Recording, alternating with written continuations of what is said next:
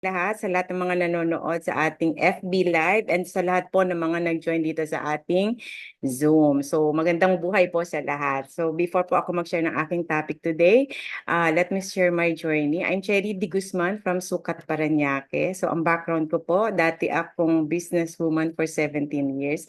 Una, naging banker po ako for 13 years. I quit my job kasi gusto kong maalagaan yung aking mga anak. So, ginawa ko lang po, nag-design ako, and then after a month, na-bored ang mommy. So, hindi ako sanay na walang kinikitang pera na sarili ko. Ayoko mag-depend sa husband ko. Nagtayo po ako ng sari-sari store.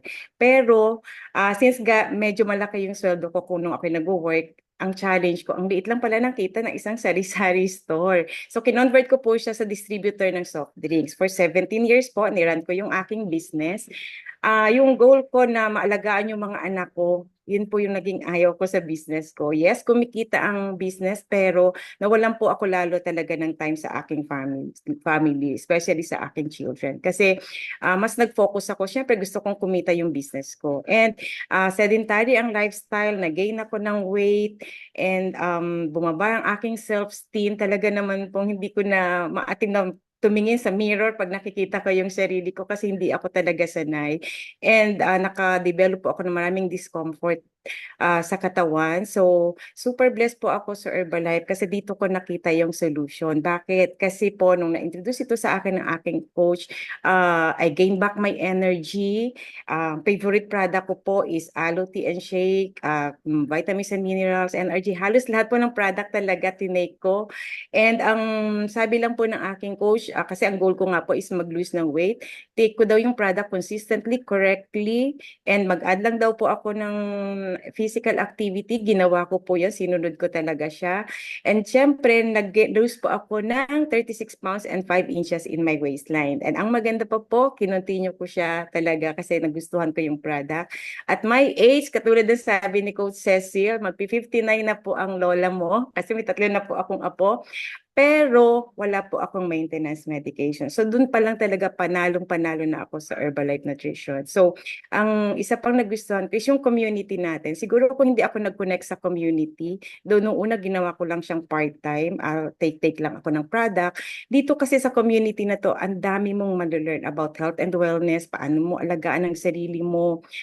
Kahit wala akong knowledge about nutrition, pero dito ko natutunan ano ba yung proper nutrition and yung mission and vision ng company na makatulong sa ibang tao, not only for health but also yung makapag-share ka, kasi yun po yung ginagawa naming mga coaches ngayon na who knows, baka yung share mo ang makatulong sa kanila para ma-improve din yung kanilang life. And yun po talaga ang super blessed ako. Kaya we decided to take Herbalife Nutrition to be our nutrition partner for life. And we live our best life with Herbalife. O, di ba? Napakaganda talaga po. Kaya yun, for those na hindi pa po talaga nag-start, please mag-start po kayo. Kasi in the long run, ang maganda kong na-receive na comment sa anak ko po is, Mami, kasi nasa medical field po siya. Sabi niya, Mami, thank you at nag-Herbalife ka. Bakit?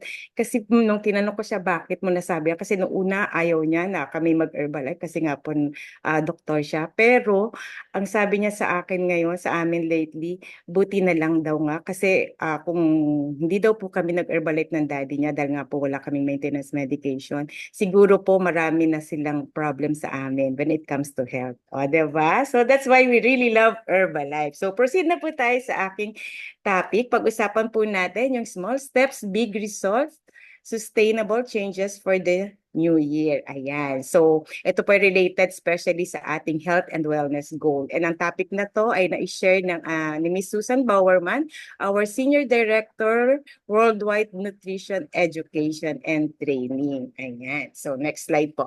So, setting realistic New Year's resolution can be challenging. O, type me po kung ikaw ay isa din sa may challenge na ganyan. But, ang sabi niya, don't be discouraged. Kasi nga po, sino po dito yung nakakaalala or last year, ano ba yung nakita mong, ano ba yung New Year resolution mo? 'Di ba, isa sa New Year resolution natin, for me, ako kasi lagi yun, hindi nawawala for the past years, hindi nawawala yung resolution ko na gusto na dapat maging healthy ako, dapat ma-achieve ko yung aking ideal weight, and dapat mag-exercise ako. Isa ka din ba doon?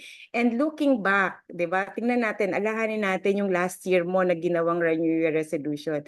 Ano yung na-accomplish mo among them? Nakuha mo ba? Ikaw ba ay nagkaroon ng time para ma-achieve mo ito? So if you find yourself making the same resolutions each January, sabi ni Susan Bowerman, don't be discouraged. Kasi di ba minsan nakaka-frustrate na laging yun ang sinusulat mong resolution. Pero wag daw tayo ma-discourage kasi it's a sign that taking care of yourself matters to you. So each time you set goals for weight loss or healthier habits, you're committing to a better health. Yun pala yun. Kaya huwag ka tayong made-discourage. And just because you repeat those promises doesn't mean you didn't make progress last year. Kaya ang importante is starting the year with plans to improve and show your dedication. Each small step moves closer to your goals. Kaya nga sabi, incremental changes add up over time. Ayan pala yun. And dapat may effort ka sa ginagawa mo. Kasi yung effort na yun is worth celebrating pagka nag-progress ka. So next po, here are the practical tips for overcoming obstacles. Sabi niya, staying motivated and building lasting habits for a healthier lifestyle. Ayan. So tip number 1, ang next slide po. Any improvement is good and will lead to better habits. So, if you manage to cut back on soda, yung ika-cut back mo rin or lilimit mo rin yung pagkain mo ng mga unhealthy or mga junk foods, or kaya may time ka to cook at home more often, ito mga signs ito ay you are progressing. So, building small changes in your daily habits can lead to real lasting benefits over time. So, start ka daw na mag-plan sa start pa lang ng taon. And mag-focus tayo on expanding these gains little by little. So ito yung mga actionable steps na pwede mong gawin. Ang tip niya, increase veggie intake. Pwede nating i-substitute sa isa nating meal instead of mag-rice ka, mag-veggies ka na lang. Try mo to. And then you can also reduce sugar. Pwede mong i-swap yung sugary drinks mo for flavored sparkling water. O andyan yung ating aloe and ating tea, di ba? Napakasarap niya pag kinumbine mo yan.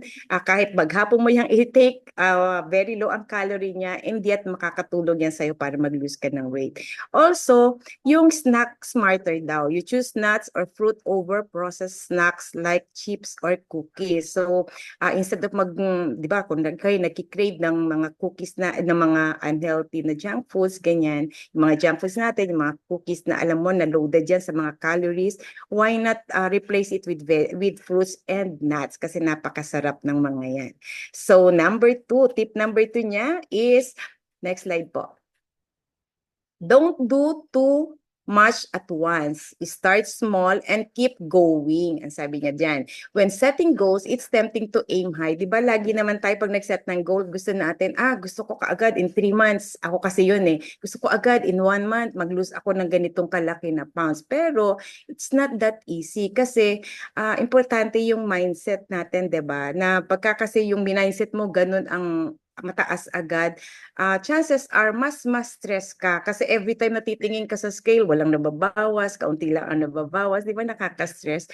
And ang sabi nga po na-learn ko dito, huwag kang mag-focus sa number ng scale. Maybe kasi ang pag-lose mo is dahil sa nag-gain ang water mo, nag-gain ang muscle mo, nag-increase ang water mo, pero bumaba yung fat. So, dun sa when it comes to weight na nakikita natin sa scale, huwag ka masyadong mag-focus dyan. Yun po yung tip namin yun po yung lagi kong tip sa aking sa aking mga client. Kasi nga po, nadi-discourage sila lagi na, ay coach, hindi naman nagmo-move yung aking, siguro hindi para talaga to sa akin. Pero teka muna, check mo muna yung pakiramdam mo, diba? So when setting goals, it's tempting sabi to aim high. But developing healthy eating habits, mas madaling gawin ito when you work on one small change at a time.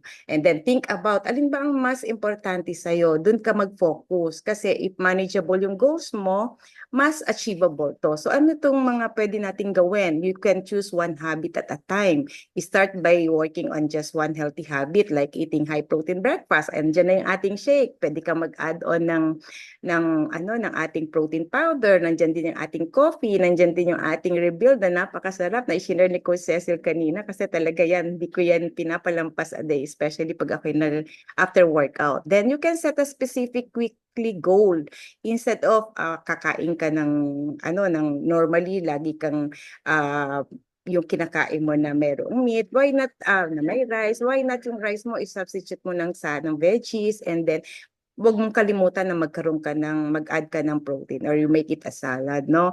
And then track your progress. Use a journal or an app to keep tabs on your new habits and how they make you feel. So, maganda rin minsan na, di ba, sa ating cellphone, meron naman tayong ganyan na apps. So, i-track mo rin, ilan ba yung, kung let's say, nag-walking ka, nakailang steps ka ba?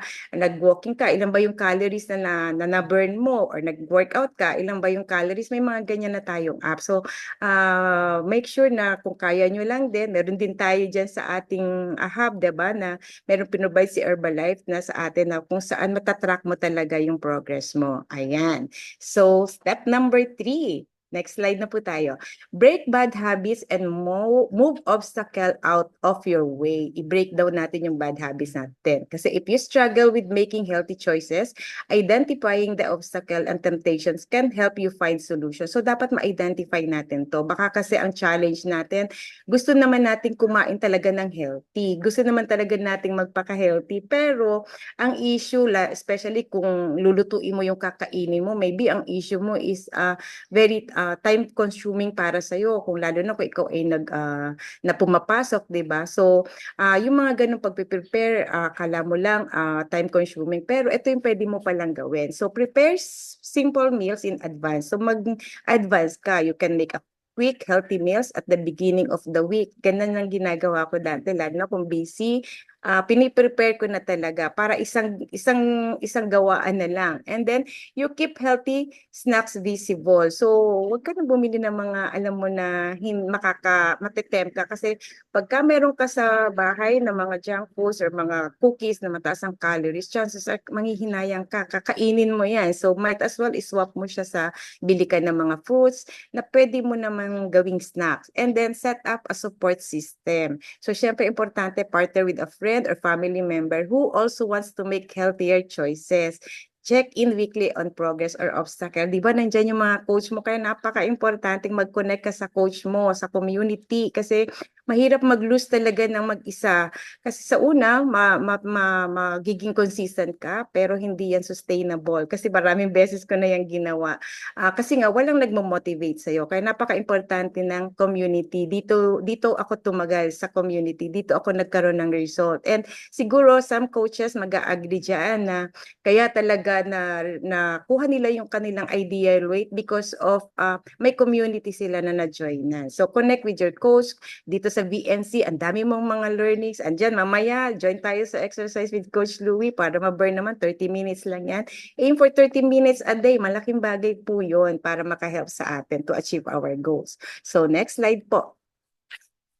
Next is build a healthy diet with small changes. So, when it comes to developing healthy eating habits, success po nito ay nakakadepend sa preparation and planning. If your goal is to eat more vegetables, start by buying fresh or frozen fruits and veggies and incorporating it gradually. So ano mo yung pwede mong gawin dyan? You can start with small with veggies, and once yung vegetable na yan, minsan kasi may mga frozen na, 'di ba, na mga fruits, pwede mo siyang i-incorporate kaysa everyday nandun ka sa grocery. So time consuming 'yon. So pwede kang mag-mix ng mga nuts para at least may enjoy mo yung kinakain mo. You can also substitute or for sugary treats, try fresh fruit or low sugar yogurt. So ayan, 'di ba? Sa ating sa ating shake, pwede tayong gumawa ng protein bites, pwede din tayong gumawa ng waffle. Ang dami na ngayon na nag-evolve na ba? Dati kasi kaya nagsasawa because of kalug-kalug lang, wala kala natin hindi pwedeng haluan, kala natin hindi pwedeng gumawa ng mga protein bites, waffle, overnight oats, yung pala pwede yun. So, try nyo lang din po for those na hindi nakaka-try. And marami po tayong recipe niyan. And then, plan your snacks, pre-portion healthy snacks in small containers to grab on the go. So, when it comes to snacks, syempre calorie count po ang ating basis, diba? Hindi porke healthy yan, kakain ka na ng 1 to sawa. Syempre, depende rin yan. So, stick to your meal guide. Kasi nga po, every calorie counts sa atin. So, kung napag-healthy man yan, pero napadami ka naman. So, and yet, ang goal mo is gusto mo mag-lose ng weight. Siyempre, pag mataas ang calorie mo, especially pag hindi mo to na-burn, mag-add on yan sa weight mo, kahit healthy pa yan. Okay? So, next po. So, ang final thoughts natin, small changes do add up, sabi niya. And then just because the changes are small doesn't mean they don't add up. So, creating a lifestyle of simple, healthy eating habit isn't about perfection. Progress po ito. Kaya importante na talagang ikaw ay may pasensya, may committed ka sa goal mo, and over time, talaga makikita mo yung iyong result. Next.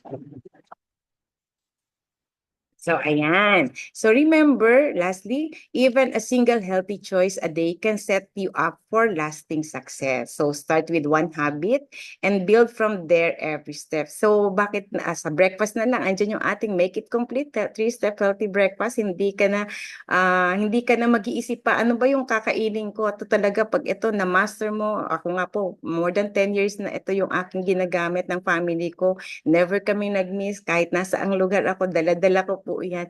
Kasi iba yung energy, iba talaga po pagkakumpleto. Pero syempre, kung hindi pa kaya ng budget, at least you can start with a shake, replace your meal, kaysa naman sa maghapon wala kang pinalitan sa isa sa meal mo, di ba po? Kasi minsan yun ang naririnig ko sa mga alaga ko, sabi niya, Coach, ang mahal. Pero kung namamahal lang ka sa 3-step, you can start with a shake. At then, pagka nagkaroon ka na ng budget, extra budget, mag-add on ka. Okay, so sana po marami kayong na-learn doon sa aking na-share. Next slide. Thank you very much. Back to you, Coach Noemi. Thank you, Coach Te. Ayan.